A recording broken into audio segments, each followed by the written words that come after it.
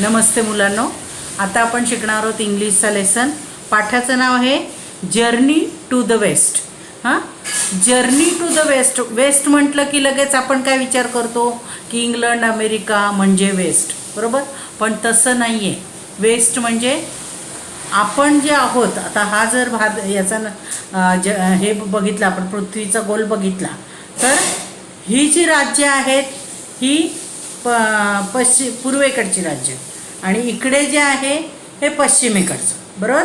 तर जरी हे पूर्वेकडचं असलं तरी ह्या बाजूला जे आहे त्यांच्या मनाने आपण पश्चिमेकडे आहोत. आलं लक्षात? आपल्या मनाने इकडचे पश्चिमेकडे, बरोबर? पण ह्यांच्या मनाने आपण पश्चिमेकडचे. म्हणजे हा जो चायनाचा भाग आहे, चायनाच्या भागाच्या मनाने भारत हा चायनाच्या पश्चिमेकडे आहे, बरोबर? भारताचा नकाशा दिसतो.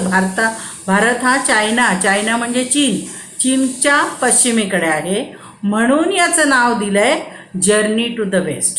It is not west to the west means America, England. It is not that west. Okay, it is only China and Bharat, India.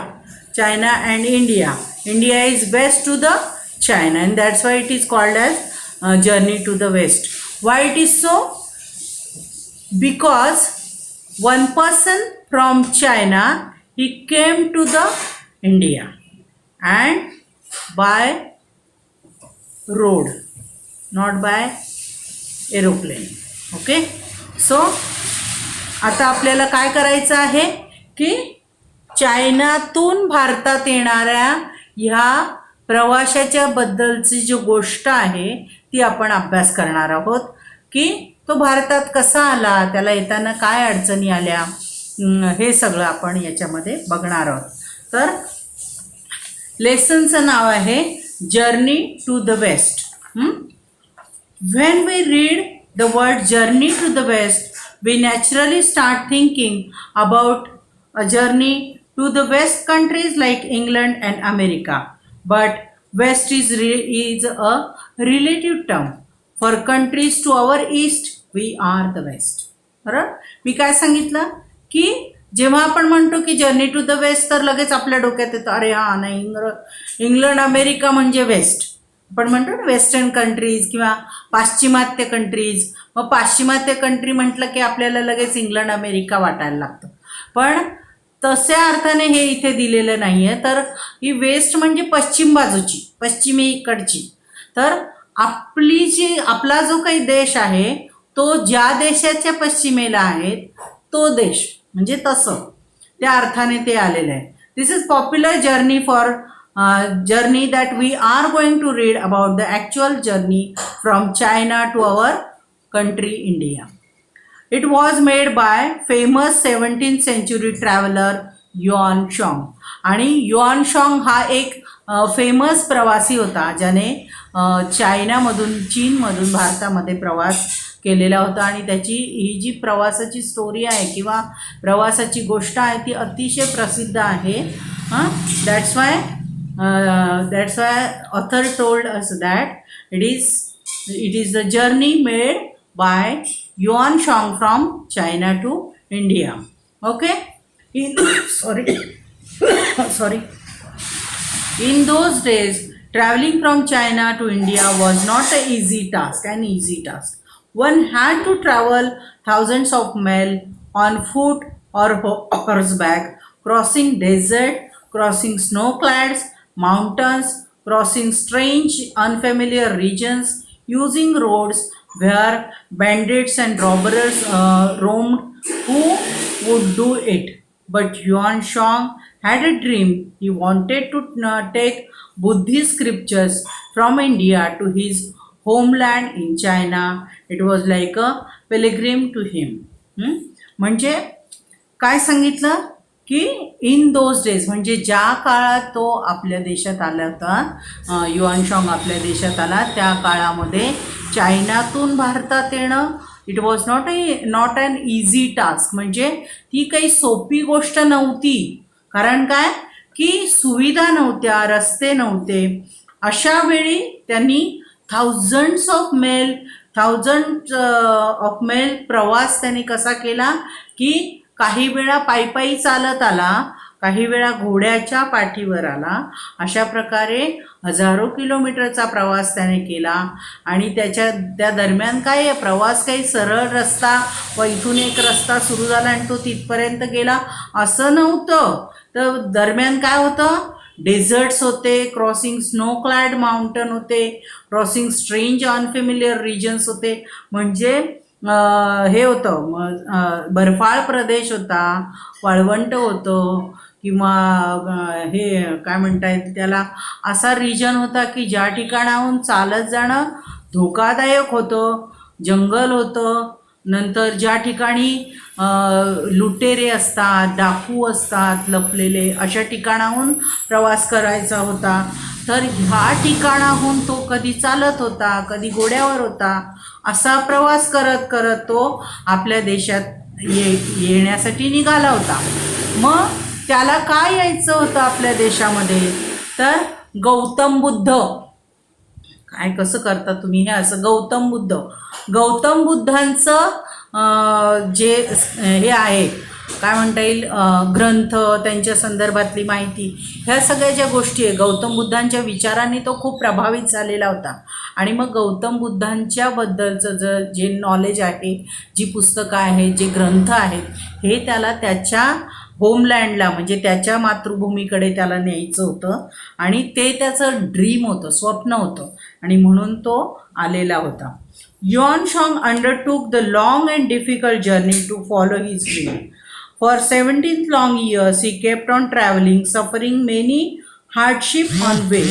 He traveled across the Gobi Desert, then along the Tian Shan mountain range, and on along the Silk Road through regions that are known as Kyrgyzstan, Uzbekistan, Afghanistan, and Pakistan before he came to India. In India, he traveled too many parts and gathered many important manuscripts. आता त्यांनी काय काय केलं बघा. आता हा जो भारत आहे, भारताच्या इकडनं तो निघालेला, किर्गिस्तान, पाकिस्तान, अफगाणिस्तान, तो असा इकडनं असा करत भारतात आले. कसा, हे चीनमधनं इथे आता बारीक अक्षर आहे ते दिसत नाही, पण किर्गिस्तान, उझबेकिस्तान, अफगाणिस्तान, पाकिस्तान आणि मग भारत, असा तो फिरत भारतात आलेला. आणि त्यामुळेच काय झालं की त्याला अनेक ठिकाणाहून प्रवास करत यावं लागलेलं होतं. आलं लक्षात, समजलं इथपर्यंत? आता the way back home was also equally difficult, but Yuan Shang managed to reach China safely along with the scriptures. That was a great achievement. This was a great achievement. It was almost unbelievable. So much so that people thought that gods and supernatural powers had helped Yuan Shang in his quest. This gave rise to many interesting folk tales. Countries later, an epic novel called Journey to the West was written about his famous pilgrimage. The novel made use of many of the folk tales and novels, and the novel and stories in it are still very popular. आता त्यांनी काय सांगितलं की असा तो फिरत आला. मी तुम्हाला दाखवलं ग्लोबवर की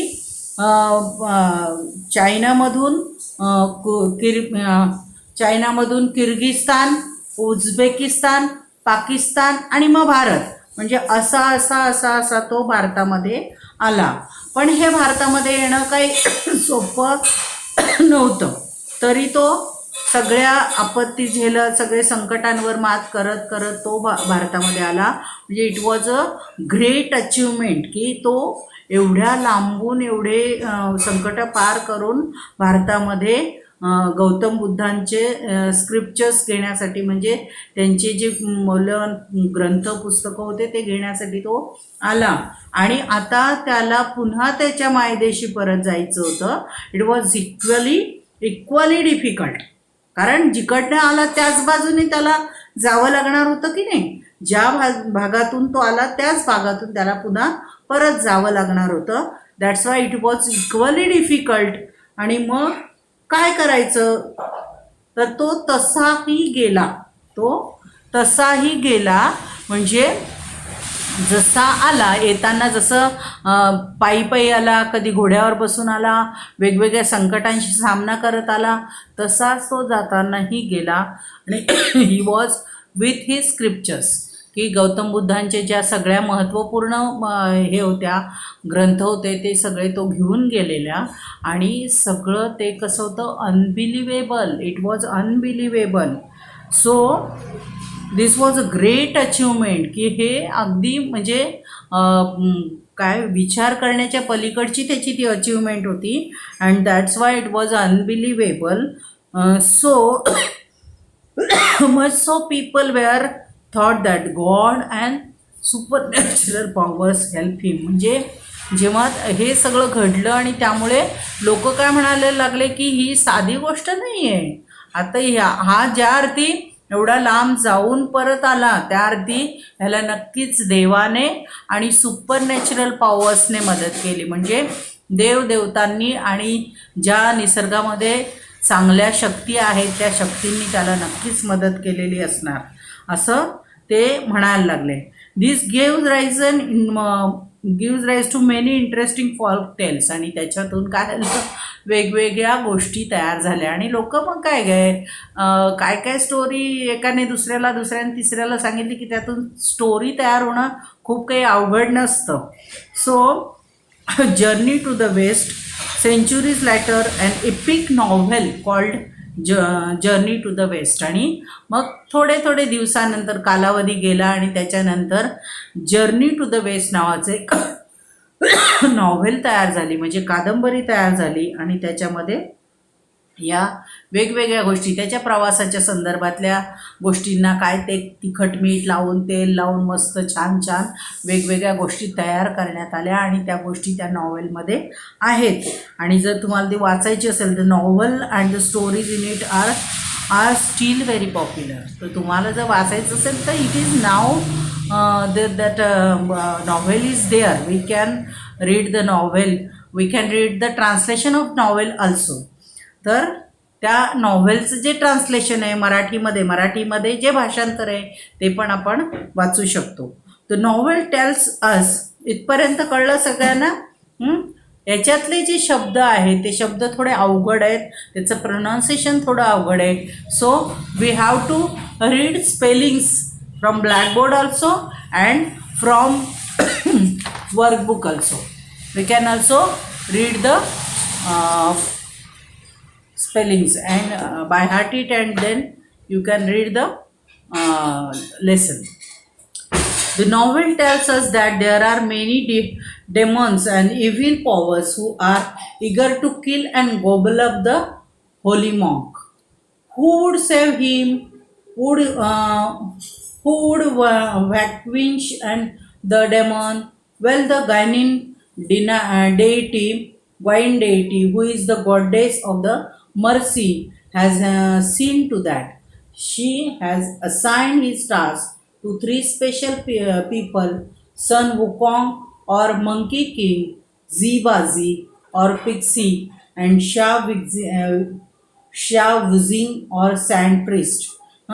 हे नावं दिलेले आहेत. काय हे नावं दिलेत की त्यांनी जी म्हणजे कादंबरी दिली त्याच्यातली ही एक गोष्ट आहे की जे लोक म्हणत होते की त्यांना नक्की सुपरनॅचरल पॉवर्सने मदत केलेली असणार आहे, म्हणजे की युआन शॉंग असा स्वतः एकटा गेला आणि एकटा आला असं काही झालं नाही, तर त्याला देवाने आणि निसर्गातल्या चांगल्या शक्ती ज्या आहेत शक्ती त्यांनी मदत केली असं विचार होता.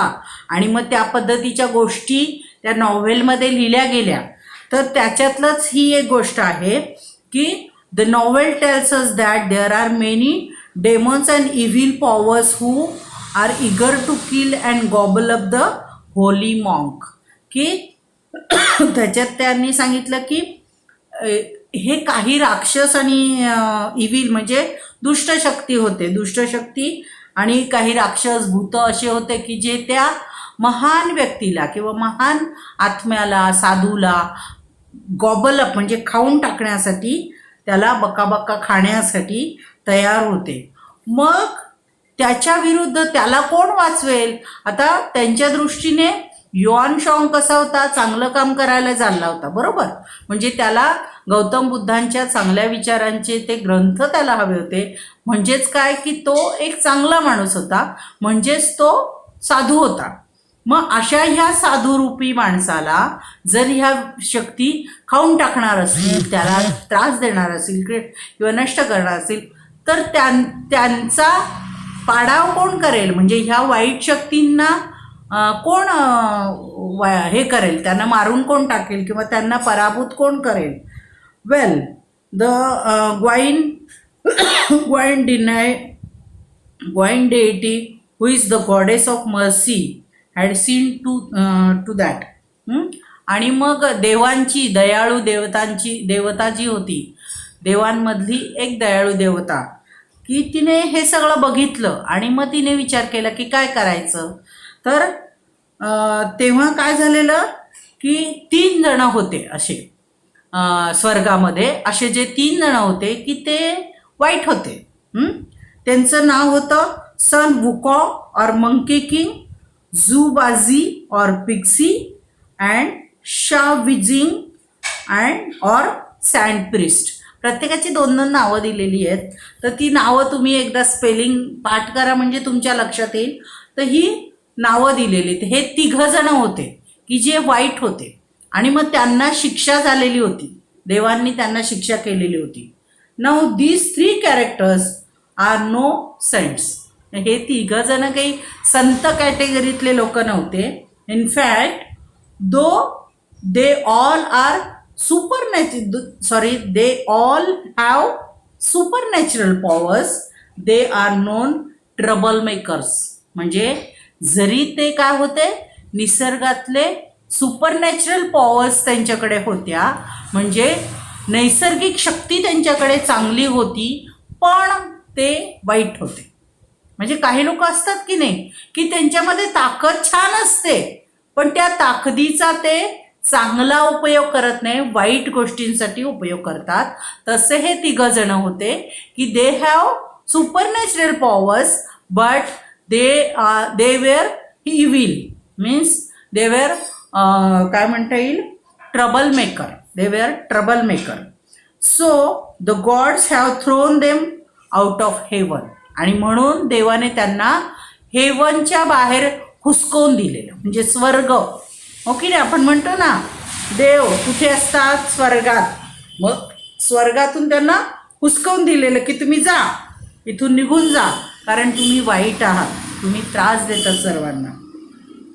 However, the kind deity Gwain has offered each of them one more chance. आता हे जरी झालेलं होतं, म्हणजे की देवांनी त्यांना 3 हुसकवून दिलेलं होतं, पण तरी जी दयाळू देवता होती त्या देवतेने काय विचार केला की आपण यांना एक चान्स देऊया, की जरी हे चुकीचं वागतात आहे तरी आपण त्यांना सॉरी म्हणण्यासाठी एक चान्स देऊन टाकूया. मग कसा द्यायचा? तर तिने त्यांना सांगितलं, if you help the holy monk in this help the holy monk in this pilgrimage to India, if you use your powers for his good work, then you may return to heaven.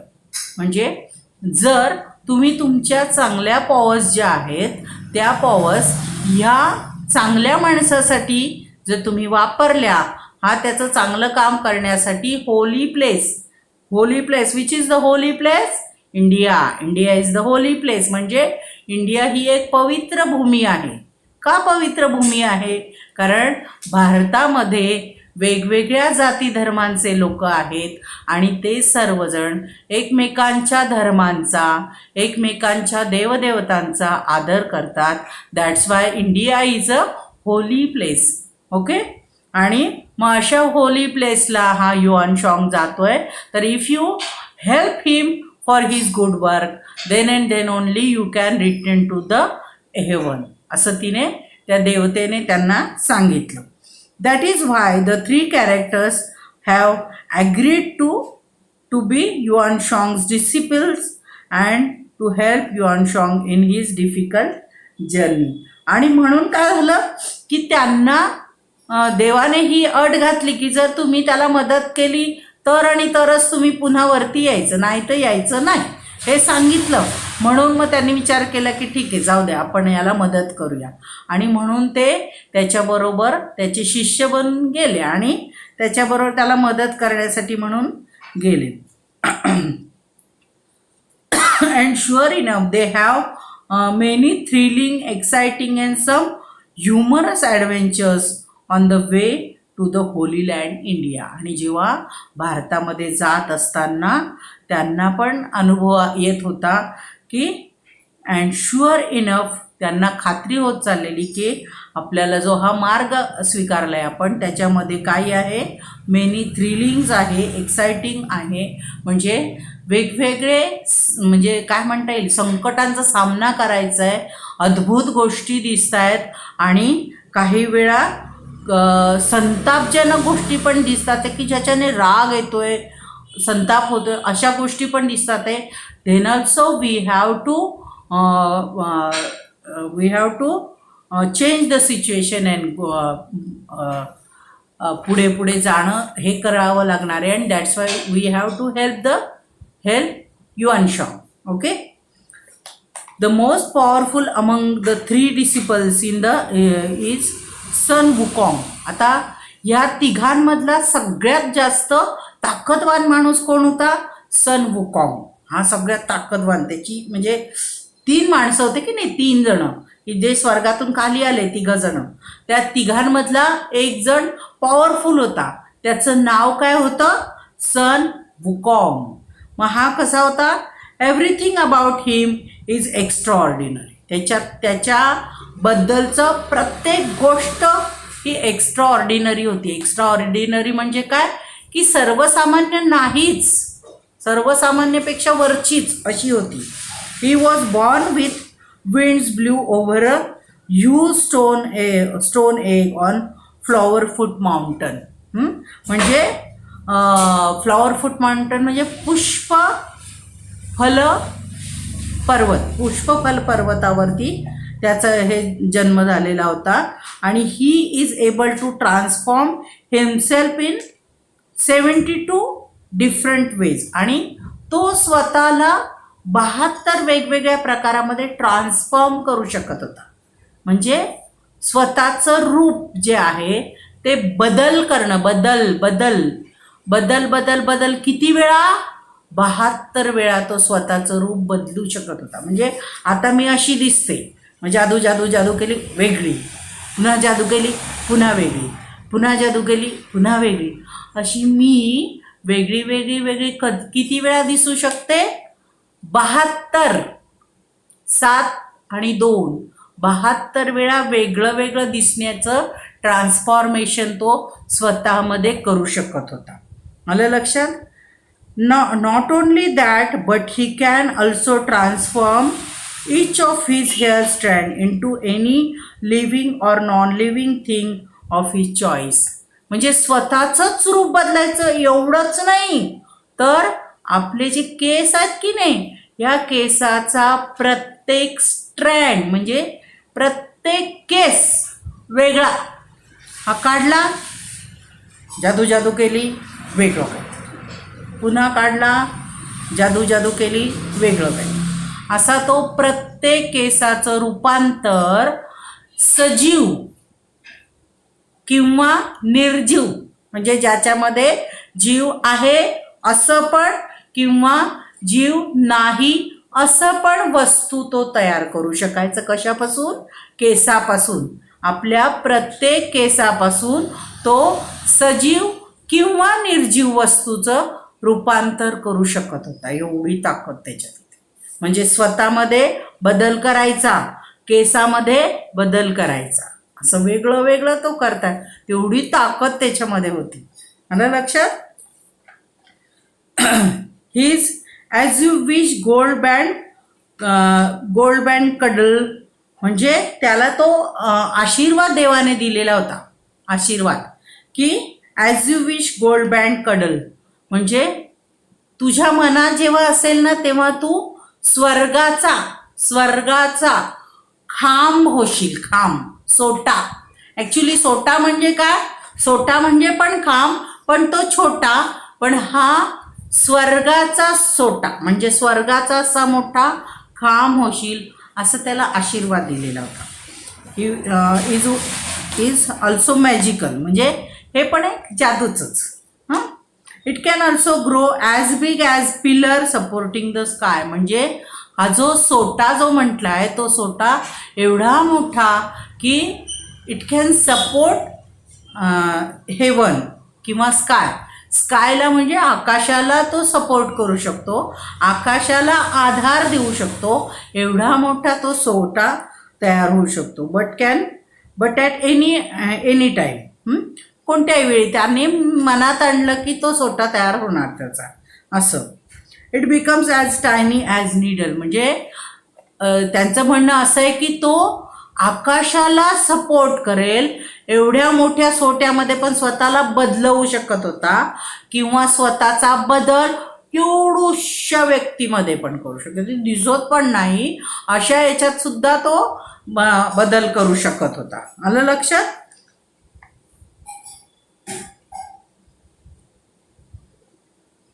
हां, की सुई जी असते, सुई तुम्हाला दिसते? सुई हातात बऱ्याच वेळा आर्यनला तर दिसतच नाही. सुई जर त्याची खाली पडली तर त्याला शोधायला लागतं कुठे गेली, कारण ती जी सुई असते ती बारीक असते, ती दिसत नाही पटकन.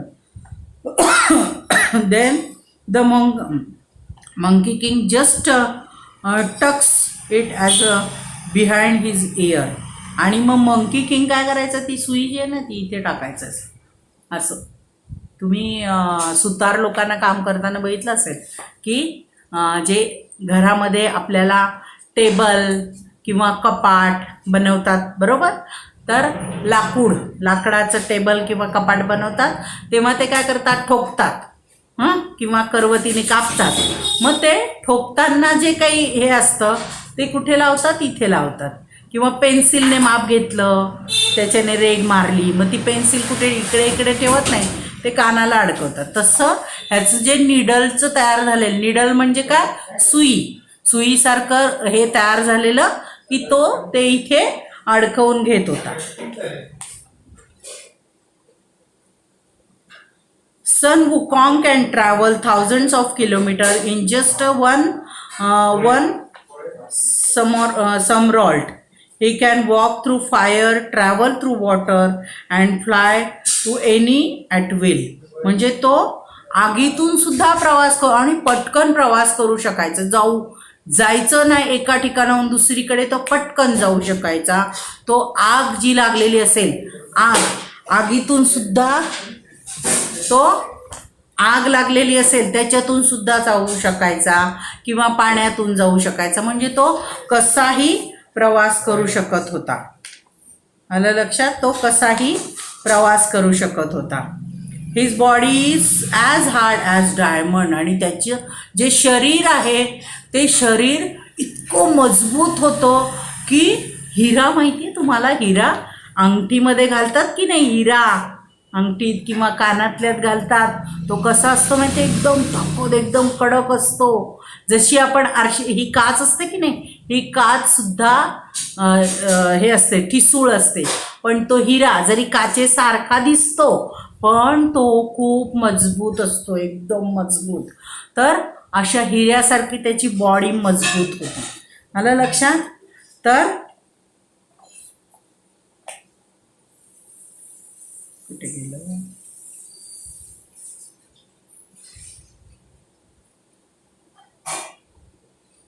हां, So no one can nothing, no one and nothing can injure him. Golden gaze, fairy eyes have X-ray vision. आता त्यांनी काय सांगितलं की त्यामुळे त्याची बॉडी एकदम स्टिफ होती, म्हणजे एकदम मजबूत होती, त्यामुळे कोणीही किंवा काहीही त्याला इंज्युर करू शकत नव्हतं, म्हणजे त्याला जखमी करू शकत नव्हतं. आणि गोल्डन गेज फेरी आईज, त्याचे जे डोळे होते ते डोळे असे लाल लाल लाल लाल होते की जणू काही आग बाहेर पडते, आणि आग बाहेर पडते आणि डोळे असे होते की एक्सरे कसे दिसतात.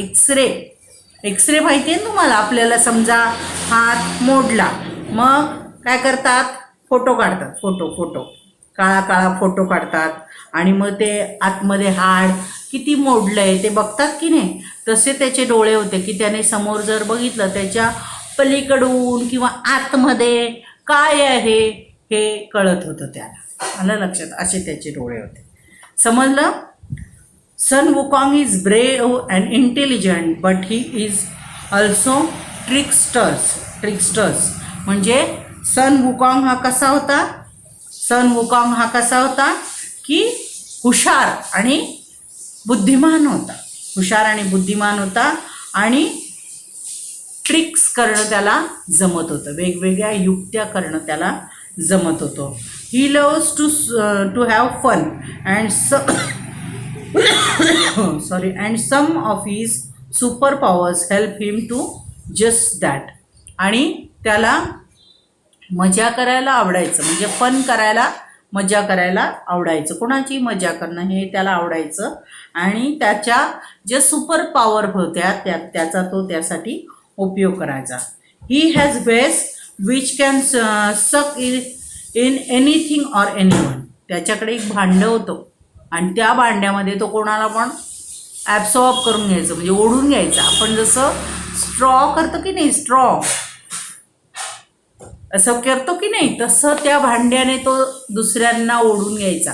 म्हणजे मला वर्षातही घेतली ओढून, असं, किंवा हे पुस्तक घेतलं ओढून, असं तो काहीही त्याच्यामध्ये सक करायचा. सक म्हणजे काय, ओढून घेणे. तर असा तो सक करायचा. He can simply point at the lock and open it.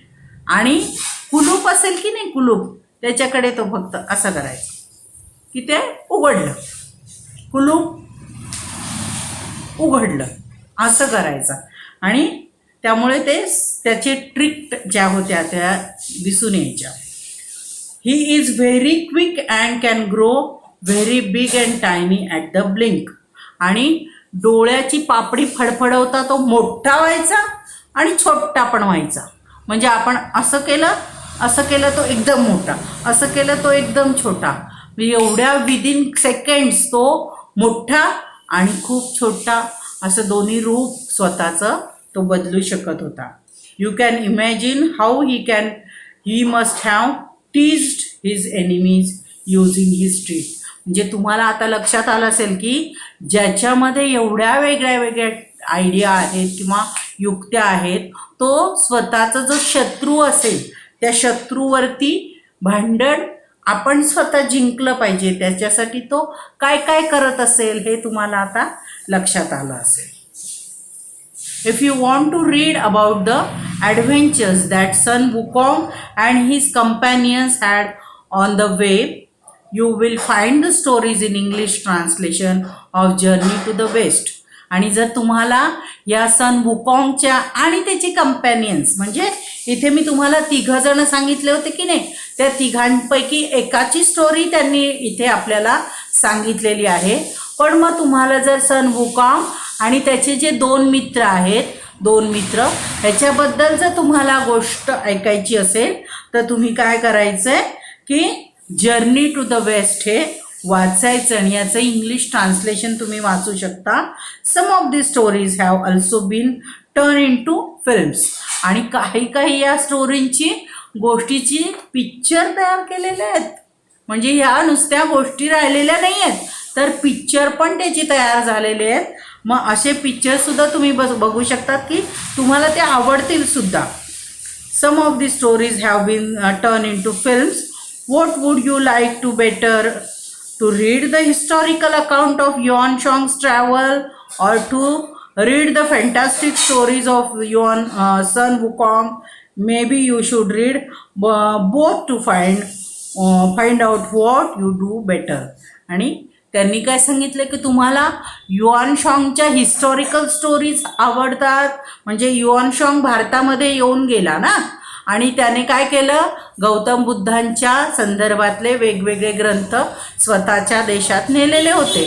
मग तुम्हाला ही हिस्टॉरिकल म्हणजे ऐतिहासिक गोष्ट वाचायला आवडेल का, हा जो आहे किंग सन वुकॉंगच्या गोष्टी तुम्हाला वाचायला आवडतील? Both you can read. म्हणजे तुम्ही दोन्ही प्रकारच्या गोष्टी वाचू शकता, तुम्हाला त्या दोन्ही नक्की आवडतील. आणि हॅपी रीडिंग म्हणजे तुम्हाला बेस्ट ऑफ लक दिले की तुम्ही वाचा त्या गोष्टी वाचून तुम्हाला मज्जा वाटेल, छान वाटेल. आणि if you read that stories in English then your English will also get improved. Okay, तर हे इंग्लिशमध्ये दिलेली ही गोष्ट आहे, ही तुम्ही नक्की वाचा. खूप छान गोष्ट आहे. फक्त थोडे शब्द त्यातले अवघड आहेत, पण मी इथे फळ्यावरती शब्दार्थ दिलेले आहेत. ते शब्दार्थ तुम्ही लिहा, पाठ करा. काही व्यवसायामध्ये आहेत ते पण लिहून पाठ करा. लिहून पाठ केलं म्हणजे लिहिताना चुकणार नाही, बरोबर. आणि लिहून पाठ करा. आणि ही गोष्ट किमान 2दा 3दा 4दा वाचा. आणि वाचताना ती मोठ्याने वाचा, म्हणजे आपलं जे काही उच्चारण चुकतं त्याच्यामध्ये बरोबर येईल. पहिल्यांदा समजा चुकलं, माझं पण चुकू शकतं, पहिल्यांदा चुकलं तर पुन्हा दुसऱ्यांदा वाचताना आपल्याला लक्षात येईल, अरे हे असं नाही बोलायचं, असं बोलायचं आहे. म्हणजे उच्चारणामध्ये फरक पडू शकतो, त्यामुळे उच्चारण बरोबर येऊ शकतं. आणि हे सगळं झाल्यानंतर ह्याच्या खालचे जे प्रश्न आहेत ते सोडवा तुम्ही.